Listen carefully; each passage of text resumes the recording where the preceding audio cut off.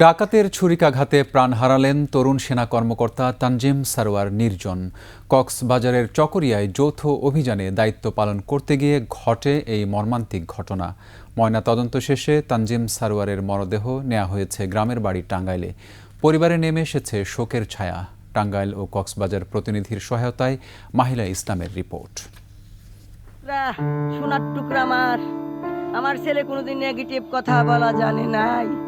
দুর্বৃত্তদের অভয়ারণ্য কক্সবাজারের চকরিয়ায় সোমবার দিবাগত রাতে সেনাবাহিনীর নেতৃত্বে যৌথ বাহিনীর অভিযান। নির্মমভাবে খুন হন সেনা কর্মকর্তা তানজিম সারোয়ার নির্জন। আমার শরীরের সবসময় ছিল পজিটিভ, যে যা বলতো ঠিক আছে জি।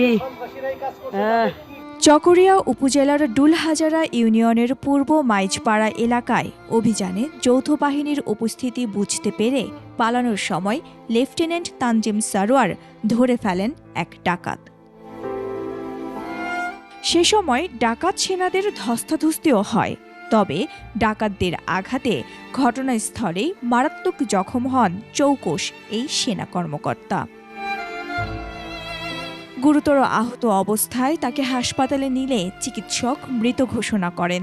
অভিযানে ৩ ডাকাত আটক হলেও বিনিময়ে প্রাণ দিতে হলো তরুণ এই কর্মকর্তাকে।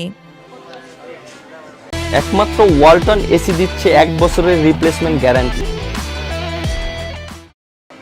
তানজিম সারোয়ারের অকাল মৃত্যুতে শোকের ছায়া নেমে এসেছে গ্রামের বাড়িতে।